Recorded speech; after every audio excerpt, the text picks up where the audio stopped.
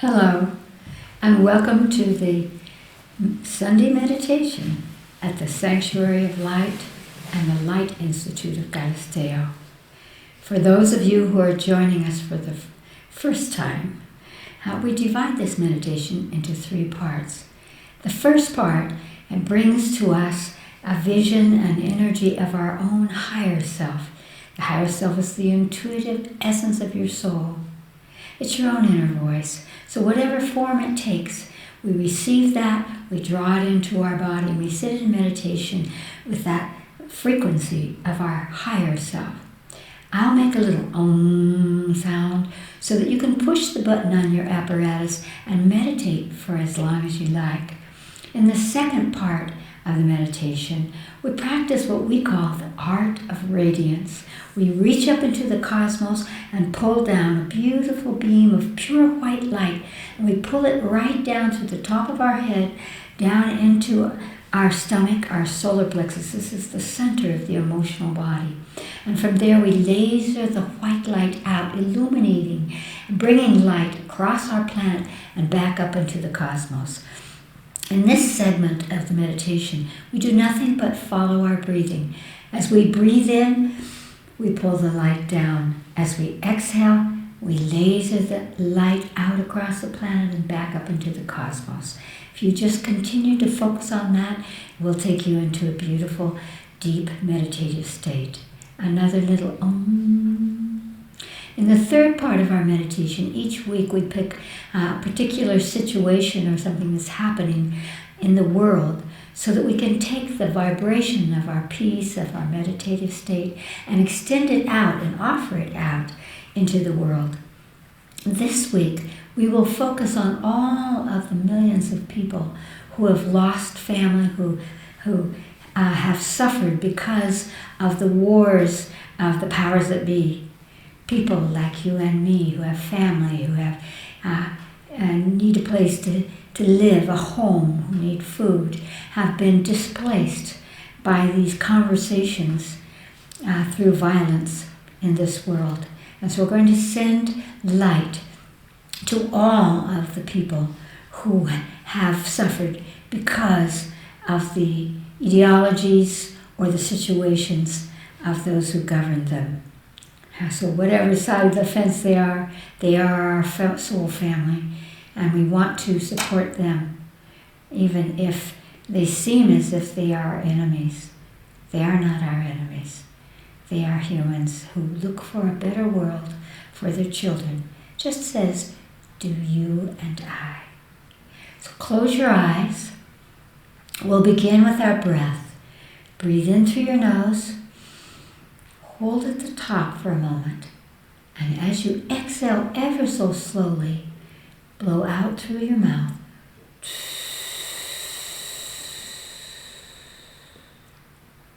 And once again, breathe in through your nose,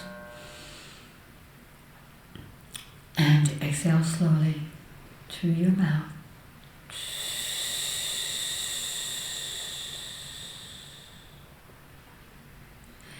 Ask your higher self, the intuitive essence of your soul,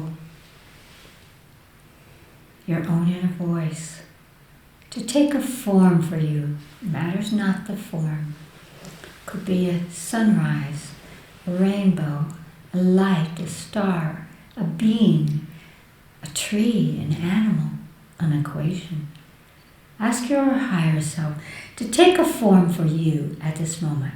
Each time you ask your higher self to take a form, it will change its forms in order to quicken your vibration.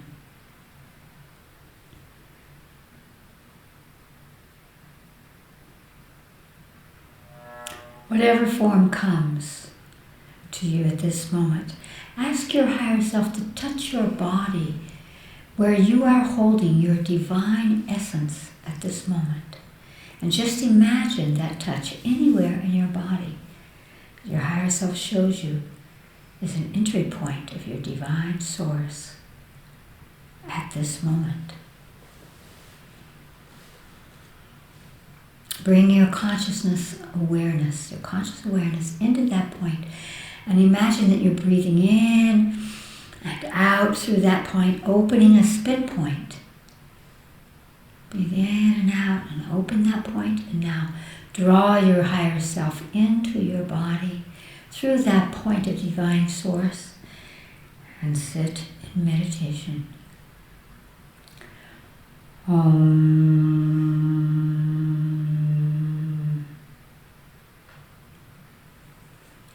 Reach up into the cosmos and pull down to you a perfect, beautiful beam of white light.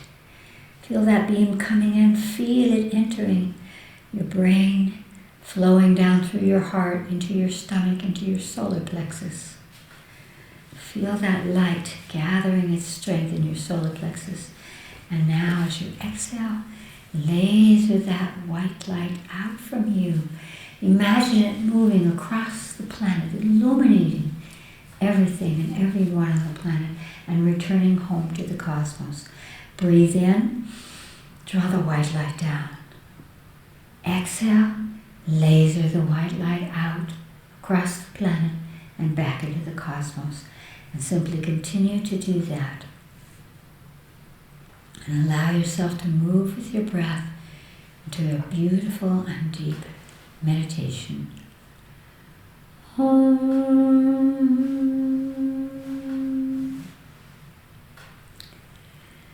Bring into your mind's eye all of those who have suffered from war, who have been displaced or lost family or are hungry. All of those who now have not the comfort of home or the comfort of safety. Whomever they are your soul family here on earth. Ask them what frequency of light they need from you to be able to find coherence, to be able to find purpose, to find the sense that everything will turn out well. That they can trust themselves and each other. And what color, what frequency of cosmic light will bring that to them from you? You might hear the color or see it or feel the color they're showing you that will help them now.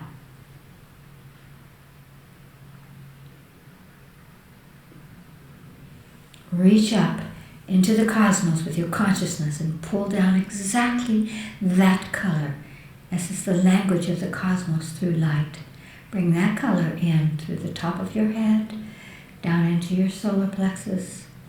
Laser that color out to all of those who are caught in confrontations or caught, and send them that color and continue the flow of that color to them until you feel as if they've gathered it, as if it's comforted them, it's fed them, it's filled them, it's awakened them to how to go forward. Continue that light till you experience that sense with them. That there is a way out, there is a way through, there is a way beyond and forward. A little more light.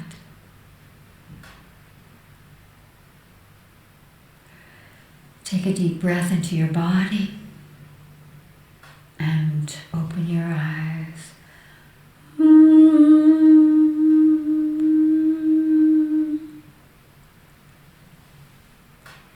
Thank you. There is a second part to our meditation. It's called knowings. And from around the world each week, people send us questions that they would like for us to focus upon in order to uplift ourselves, illuminate ourselves, and everyone who's participating. Allison will tell us the questions that have come for this week. Allison? The first question is from Cape Town, South Africa. South Africa. Okay. Dear wise, beloved Chris, greetings from South Africa. Perhaps you have already given your perspective here on the phenomenon of twin souls, but if not, I would be so grateful for your insight on this. I remembered long ago that I had a twin whilst in the womb, but that he left before the first trimester was complete, saying, "I'm going now." I had not given it much thought then, since I did not believe that one soul could split into two or more. I recently met my twin, and it is a disorienting experience, to say the least, knowing that part of my soul is in another body here on earth at this time.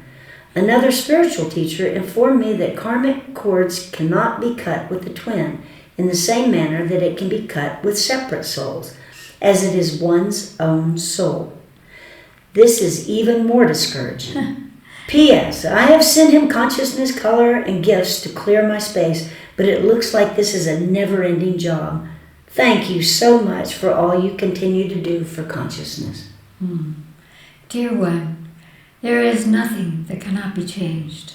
There are no cosmic rules or laws that say you're caught with this.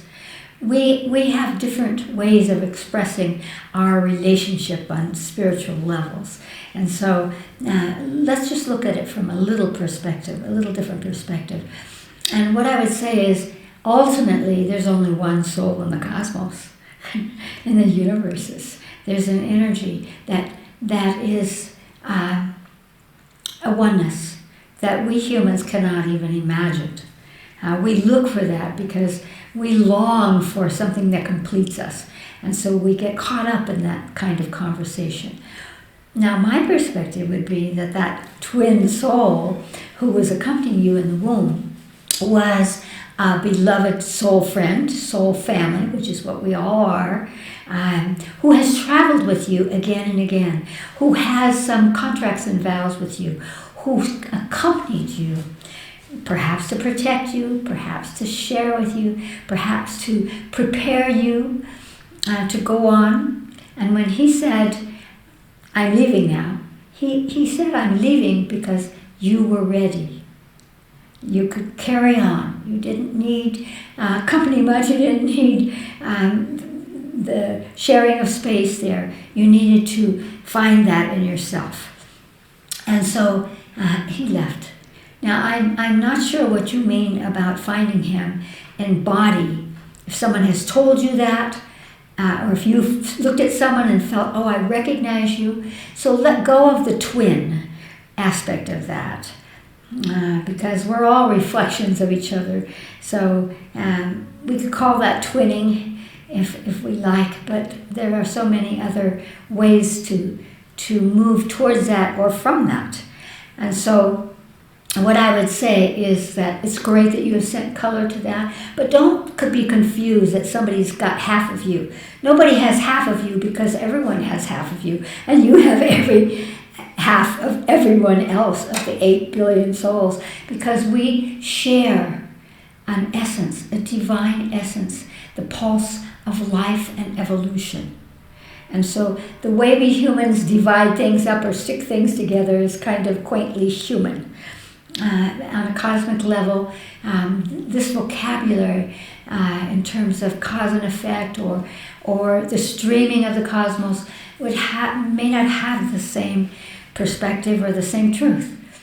So what I would say to you is let go of that. I can say that, for example, I speak a lot about simultaneous lifetimes. A great percentage of humans are living simultaneous lifetimes because we're speeding up and we need more information, we need more attributes. And so we do have simultaneous lifetimes, but they're never walking around in human form on our planet. They're always a part of other dimensions, other universes, other galaxies, whatever, that have to do with the souls incarnating in form for the evolution of the soul. Now, when we come into body, there is from my perspective and my own higher self's information, there is, if you could imagine, one beautiful clumping soul, universal soul. And when there's an individuation, there's a prick, and your consciousness, as if it were pricked off in order to begin a journey of evolution, which, by your experiences in body, when you leave your body, will return and nourish the evolution of all consciousness. So there is that, but there's not another one of you looking like you or the opposite of you. I don't know whether you're a male or a female, but when you say twin, I presume, and he said that you're talking about you're a male. You've been a male and a female in many lifetimes. So let all of that go and know that the purpose is not the conversation of the other, that how do you get rid of them or you can't get rid of them, or what do they mean to you or how they influence you, and move to the place of you and your divine higher self, your divine soul energy that has combined with spirit energy, which holds the records of your many incarnations, to help you to access levels of evolution that are necessary, that you've chosen, your soul has chosen for this lifetime. And so you don't need to worry that even if you feel that you met somebody and that was a part of your soul. For me, I would say you met somebody, a soul family, a divine being. We humans want to say, this is my soul partner, this is my twin. Instead of that, just acknowledge that being is not here with the exact same karmic conversations that you have. Go on yourself and build your spiritual awareness, your connection to your higher self. Now, one of the things that I could recommend for you in terms of this is to ask your higher self to take form, just as we did a minute ago, and ask his higher self to take form, and just allow them to merge for a moment and then let go. They'll probably look like different, maybe completely different energetics. It matters not. We have this illusion that our bodies separate us, the color of our skin separates us, that our religion separates us. It's not true. It's not true. And it's not why we're here. We are all here because we've been here before together and individually, and we are here because we have gifts to give to help all humanity to find the highest octave of the evolution of humanity as we represent our tender species. Great love. Have a little giggle and polish yourself as a part of an infinite universe full of the one soul and what it is that you have come to give. Your love, not confusion. Allison? The second question is from Helena, Montana, in the USA. Do photographs, pictures, carry an emotional weight? Oh, absolutely. That's why we keep them. Because especially if our children have grown up or our partners have separated out or someone has died or we feel obligated, we have a tendency here to have become very visual. And so we even have collective thought forms that say, if I keep a picture of you, it means I love you. Or it will force me to not forget you. And so that is an emotional hook. It's an emotional attachment. Because you cannot, in a moment, maybe it was a wonderful moment that you had with somebody that you love, or somebody who has the same blood, or whatever it is. You cannot replay that memory as it is in body. You can replay the energy of it. And that's where the emotional hook comes in pictures. It can sort of drag you into that point of reference. But what happens there is that you're locked into that moment. It might have been a wonderful moment, but believe me, it had other aspects. It had who's on top, who's the totem pole, who's the most powerful, who's the most loved, necessitates to give something to the other, who owes to the other. All of those emotional things are tied in and caught in that picture as we freeze time, as we freeze life. And so what you want to do from every picture is pluck the most wonderful aspect or the most illuminating aspect and utilize that for your evolution, for your growth. And so it may be, and I want to say to you, it's okay to let the pictures go. And instead, bring the real energy into you, that which can support you, that which says, I have known love. It doesn't matter if that love is still there, physically, emotionally, or spiritually. It's that each experience we have opportunes us to grow forward, not to hold on. And very much when people die, we hold their pictures because we want to include them in our lives forever. But we don't know them as souls. And so we don't understand that however they died, the moment of their death was their choice. And that they are not sitting up there watching you hold their pictures. They're not. It is you that holds on. We who stay are the ones that really suffer. The ones that have left their bodies are free. They travel into the light. They travel on into beyond their names, beyond their bodies, beyond what they have experienced in this level. And that is how souls are eternal and untouchable and are divine. So I would say, if you feel like you are cluttered with pictures, you can let them go. And know that, as I always say, I carry you in my heart.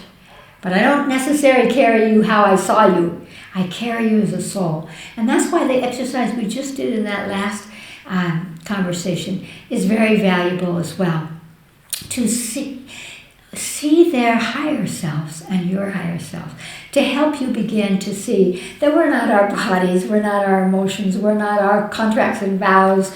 You did this to me, I'll do that to you. We owe each other. It's not that. We use each other for the evolution. And we want to use each other well. And we want to honor a soul to travel back into the light, to go home and leave us to what belongs to us. So it's your choice to keep or not keep pictures. Know that they are emotional, know that they are influencing you, and choose whether that's to the higher good for you. Great, love. Alison? The last question is from Reykjavik, Iceland. Reykjavik. I have been there. Dear Chris, I just saw one of your quotes on Instagram. Will you please talk more about this in one of your knowings? You know something will happen, but you do not realize that as you are waiting for it, it is waiting for you. From Iceland, I thank you for your constant encouragement to humanity. Oh, and that statement, given to me by my own higher self, is definitely a statement of encouragement. And it is a cosmic giggle that says, we can intuit, we have intuition. We have been a part of everything that's happened to us in this lifetime. We chose this body, we chose this family, we chose this situation, we chose this earth. We have sentences, we have consciousness. And so it's sort of back in there in some whispering little spot, and we can't see how it fits into everything, but we have an intuitive recognition of, it's like a deja vu that says, I recognize this. And the giggle is that what we don't realize is that when we focus on something, when we become aware of something, we are extending an energy that magnetizes that to us. And that's why I say that what you are waiting for is waiting for you, which means that it's very important in this world right now to allow your focus, that intuitive energy. Maybe it's that everything will work out. People are so busy right now talking about the disasters on the planet, which are real, but they're waiting for us to fix them. Or how we're beginning to see the inhumane consciousness and actions of others. But if you could expand your consciousness, you would see that's part of why we're here, to show a template that is not that, to erase that, to take action, to say this is not a humane choice. And we will participate in dissolving those things away. for the good of the whole, not because we think we know what's right, but because we see cause and effect. We see if we behave in this way or do this or think this, and that's that thing we're talking about right now. If you think something, if you hold it in your consciousness, if you dream it, you are calling it. Hello, come to me. But the cosmic trick there is it will come very often in the way that you hold it. And that's why it's very important. If you have a negative fear or anxiety, ask your body, where am I holding that? What color does it need to be released? Release it. It doesn't serve you.